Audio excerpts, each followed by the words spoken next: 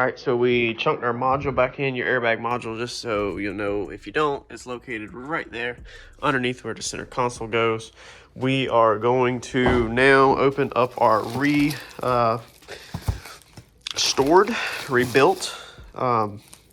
seatbelt harnesses, harnesses. I'm thinking race car. Save that box since we're at the house because we're probably gonna need it for something. So this is how they come back after they have been rebuilt. Get these things unwrapped and get them hung back in there just like we took them apart. Now your seat belts are pretty much the exact same, okay, as far as the way they look. So if you look, you see how this is curved over, this is curved over, the white caps are on this side, the metal caps are on this side, both of them are facing this way. So they're pretty much the same units for the rest, left and right. The only one thing that's different, see how this one has a wire wrapped around it? This one does not. What this is this is for the passenger side. On your passenger side, you actually have a plug that plugs in, and I'm pretty sure this is so the vehicle knows to turn the airbag on or off if somebody's in the seat, like if the seat belt's out or something along them lines. I'm not saying that's exactly what it is, but I'm pretty sure that that has something to do with it. All right, well, we got some stuff cleaned up real fast. Kind of hard to tell, but she's looking really good. So I got her seatbelt in. Don't forget to plug this in. That's your airbag part of the seatbelt before you put everything back together, because if you do forget that, you're going to be taking that back apart. So I got our screws in, just got to find our caps. They're floating around here somewhere. So we're going to keep on moving, and I'm just kind of cleaning up as I go. All right, making a little progress as I go. Look at that. She's back, starting to be clean compared to that over there. So I have not got to the passenger side yet, but I just did a rough wipe down of the driver's side, and then we'll probably have to still go back in here with Q-tips and get all the little tiny nooks and cranny afterwards. But I've got all this vacuumed and wiped down. I got the door seal back in, got all of the let's see here, what is that? That's the B pillar. All of it's trimmed back in, and got all the trim back in there. Put the overhead console back in, put the sun visor in, piece by piece. We are going to leave out your A-pillar trim pieces because the windshield has to come out. So there's no reason for him to fight with them to get it back out. I'll just leave them out. So we're about to clean up this nasty center console that we have over here, and then get that thing in. So this thing got freaking hammered, you know. So about to wipe this thing down and get it back in. All right, so we got this thing all put back together for the most part. Everything that I can pretty much do here at the house right now that I have actually got together. So yeah, everything else is gonna have to be, we're gonna have to do some painting on the front doors, and we're gonna have to get these door handles in that we ordered so we could put the door panels together. But I think it has turned out or went back together pretty decently nice. Still got some little odds and ends to put together in the headliner, you know, some trim pieces, some stuff like that. But that's pretty much the list. I mean, you had a bunch of seals like inside the jams. Still trying to find that piece, you know. Had to button the back bumpers back up, all the door seals back in it. So it's just a bunch of boring odds and ends. Like I said, we're leaving the pillar trims out for right now. So I'm going to try to take this other door to the shop tomorrow. I pulled the front door back off of it, this one, and get that one where it's painted so that we can get that painted. We got to smoke the taillights so we can get the taillights back in it. But yeah, I mean, besides that, dude, it all went back together. So I'm cleaned up pretty decent. You know, we'll still run over it one more time before we're all done. But the wife is, for people that has asked, the wife is liking it a little bit more now. She's just always stressed out about how everything, I guess, is going to get like swapped over, or all of the money back on a lot of the stuff. So we do have a buyer lined up for the black Yukon already, and I actually have some really good information on that to put out. It's an interesting story or a piece of information for a lot of y'all involving your insurance and involving owning salvage vehicles. So stay tuned for that. I was going to shoot that today, but I just got too busy. I actually have 2 videos that I have to shoot that are outside of the norm kind of for the channel. So so it is Friday. I always get my days mixed up. Look how good that turned out. Look how good that looks. So we just got done wet sanding and buffing the quarter and the door.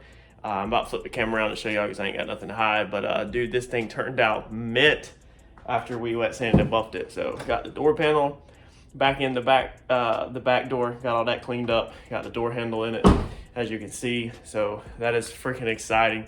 When you have a vehicle tore this far apart to this extreme, when things start coming back together and it starts looking like just half of a vehicle, it starts getting really excited because it's just like you're over the hill. The only nerve-wracking part is that you still haven't drove it after the repair.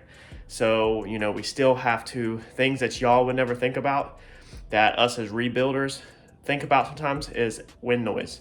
So all of the work that we did right here to the pillar, you know, we still have to hope that when we pull this thing out and go down the road after the front doors on it, that there's no wind noise coming in. So we have to hope that we have a perfect seal, that all of our work beforehand with body work and all that, you know, we tested it with $1 and all that stuff, but then you make some adjustments and stuff like that, and you're just praying that everything still just goes smooth. So I don't think there's a real way to test that on a rebuild, a salvage rebuild like this to this extreme. Because, I mean, I guess you could mock everything up like a race car and then drive it, but you kind of have to put the door together. You have to put the door sill in. You know, you obviously need to drive it down the road at least 55 miles an hour. You can do it with no hood, no front bumper, no headlights, but you're not going to be able to, like we do that inside our industrial complex where the shop's at. But like the average Joe, you know, it's not necessarily going to be able to do that. I mean, we can throw dealer tags on it, so it's not like we got to go DMV and register it before we drive it. But a lot of times you just kind of, I always drive them wrecked beforehand, make sure they shift. We went over that in the first video. But then besides that, you just kind of do your repair and check things as you go, and just kind of every single time is kind of winging it and just gambling and hoping that when you're done, everything checks off. So my white F-250 was not perfect. I dealt with wind noise all the time in that one. I didn't do the pull on that roof. I actually had somebody else do it. And when I got done with the project, it just was never right. It was tolerable where it wasn't like super annoying, but it just never was 100%. The black F450 I had, it had wind noise when I got it. When I first started driving it, we made some adjustments and we got rid of 95% of the wind noise. So that was well tolerable. The Duramax, when we first got it and we first hung the door on it, the new door out the pick and pull, I had wind noise. And then me and Mike at the shop bent the top of the frame in, tweaked all that, tightened it up. And again, I got the red Duramax 95% where it's tolerable. Like you hear the exhaust, you cannot hear the wind noise. But I bet if you put factory exhaust on it and made the truck really quiet, you might hear a little bit. But you know, with it being a diesel and straight pipes, you don't hear it. So I'm gonna keep on getting it. This thing turned out just, this side right here is amazing. I mean, I am very happy with that reflection now versus what it was. I showed y'all how bad it was, and I left a little bit of orange peel. You can kind of see that right there in the reflection, kind of like a factory level orange peel. Some spots are probably worse than others. I'm trying to go over it slowly. You can see a slight haze in it. It's white, so it's bright. I didn't really take the time to buff it out 100%, but I mean, dude, I am freaking, let's see, I'm trying to show y'all the reflection so you can see the reflection. I'm happy with that, man, like especially for being white. So what we're using is we are cutting it with the wool pad, and then we are cutting it with this product right here for your cutting compound. And then we are buffing it with your black foam pad. We went over that in quite a few videos. And then we are polishing it out with this product right here. No, we are not using urine gone. This is just soap and water. I don't even know where this bottle come from. Out of probably a flip car or something. So it made its way to the house from the shop, and this is the one I have at the house to put soap and water in. Harper is napping. She is sacked out right now. So I've got a couple of free minutes. But yeah, that's the polish. And then we're cleaning everything up with the Lucas Speed Wax. So this side is done. Check out this freaking pillar. Do y'all remember how bad that was? If you look back, and I said I didn't know what I was gonna do with it, if I was gonna paint it or cover it. Somebody recommended carbon fiber. Look at that, dude. All that is straight up your wool pad with your cut compound and then your buffing pad with your polish. When you're doing the doors, I did the pillars and I did the glass with the, look at that reflection in that glass. I did the glass, the pillars, these pieces, this, and this whole back window. Look at that reflection. Look at the ceiling, how it's not done. Never finished the ceiling. I know a couple of y'all have noticed that. There's a long story behind that. But yeah, I mean, dude, look at that. Even the trim down here. So I ran the buffer over it. It still got some haze over it, but I mean, it freaking cleaned it right up of all that crap that was on it that I showed in another video. I thought this glass was gonna have to be replaced. This was gonna have to be painted, everything, and it is solid now. So super happy with this side, super happy. Am disappointed in this, which this tires wore out, but look at that.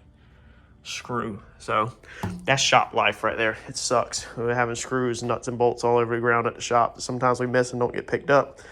But that tire's wore out anyway, so it's gonna have to be replaced at a later date. But yeah, this is the corner we melted, so we got to get that Crossroads crap off of there with the eraser wheel. Might even take the Tahoe emblem off over right there.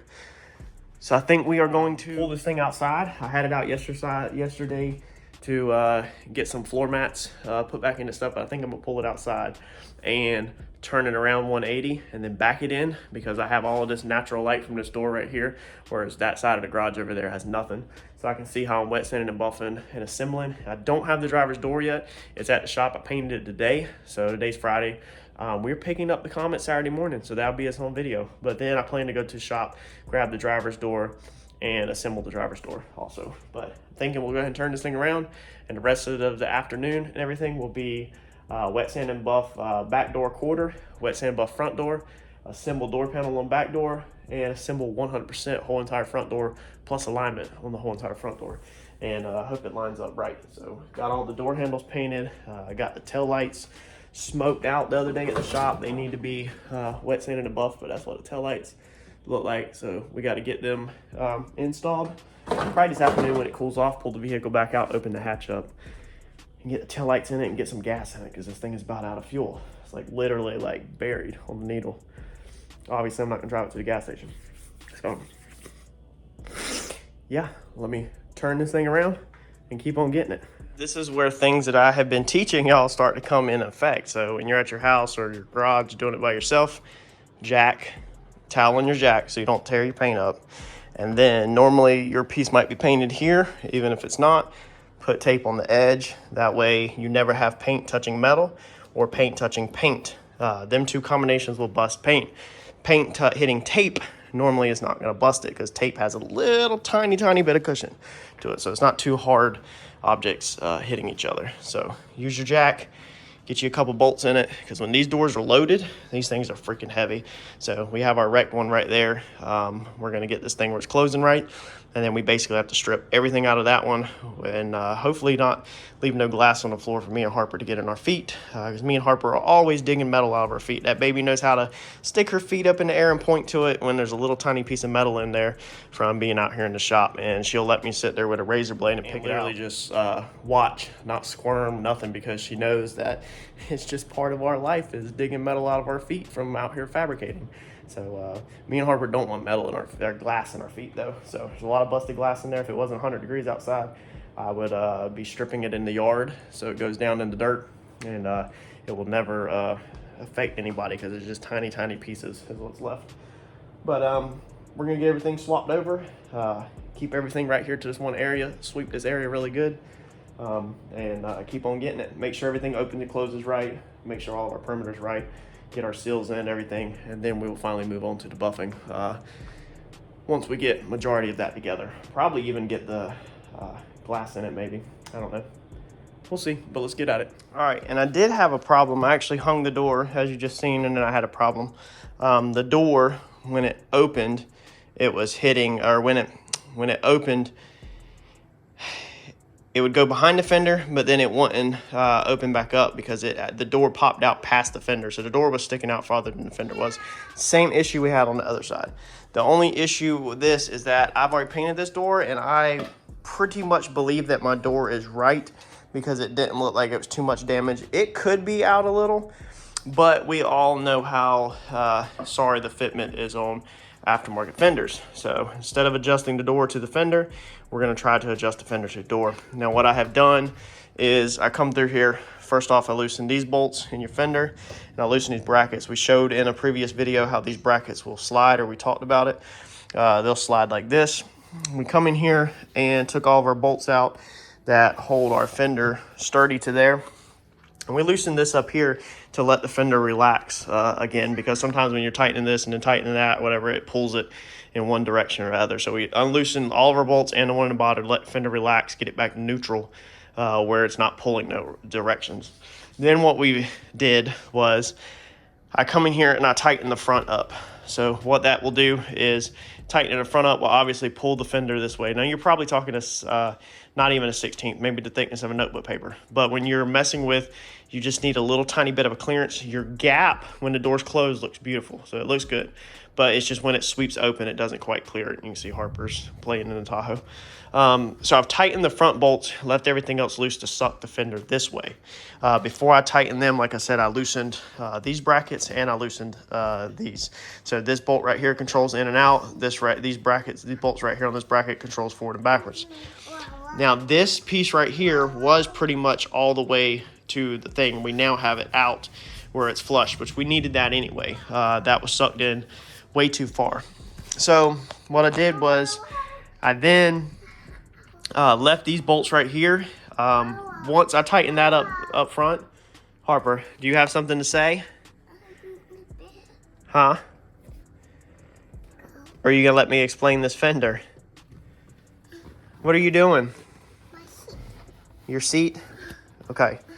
So once I tightened the front bolts that sucked the brackets this way, these were up a little bit. You want out? Okay, come on, give me your hand. All right, get your frog. So once I had pulled it that way, I then snug these bolts back up on this bracket. I snugged this one up a little bit, but then I tightened these all the way down, okay? By tightening that one up, that moves the bracket that way. And then you tighten these up to lock the bracket forward and backwards.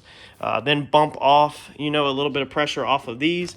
And then I got in here with the 2x4 like this, and simply on the bracket just pried that out. As I held it with my fat gut out, I then tightened that bolt back up. That will, keep your fender out. And then once I was done with that, I even put some more twist on it to bow that fender out a little bit more. When you're doing something like this and this piece is not body worked, we have to come in here with body filler and stuff and body work this. You would rather have this piece too far out, okay? That's how I always would rather have this piece too far out. Harper literally just left the room by herself. Her mother's not even home. Y'all, I have my hands full. So you'd rather have this too far out, because then when your door is on there, you can lay a wooden block on here and you can take a sledgehammer and you can knock that back in to the correct depth, versus to get that out, you have to take the door all the way back off again. So you'd rather just about pry too much out of it, put your door on, and then knock it back into the correct depth. So we're going to reset the door now that I have pried all this out and see what we got. All right, so me and Harper got that back on and we're good now. So as you can see, our gap like this looks good. I'm happy with our gap like that. Our gap right there looks good. That's a little white paint on the fenders. That's why it's looking funky to the camera, and then all our gaps up around the top looks good. That one right there could be tweaked a little, but I'm happy with how it looks right here for the most part. Yeah, her mama's home. And then this now, like I said, this fender is sticking out a little bit farther past that. So when we go to do the body work and paint on the fender, we'll then take a 2x4 and pop that out. I've got to do the same thing on the bottom of the fender down here as me and Eddie did on the other one. Basically, it's sitting like this, and we need to twist it out like that and then tighten the bolt down. So I barely chipped the paint right there on the edge, but what it was is the door wouldn't open because this was sweeping into there. So then I went and got a spreader. If you go get a spreader and you'll put a spreader in there first, then open your door, basically the door will slide across the edge of the spreader and help protect it. Because if you go to close that door and then you have that issue where it won't open back up, you're in big trouble, because you can't really unbolt none of this. So you've got to get something in there to get that fender out so that you can open the door to fix the issue. So a spreader will always help that situation.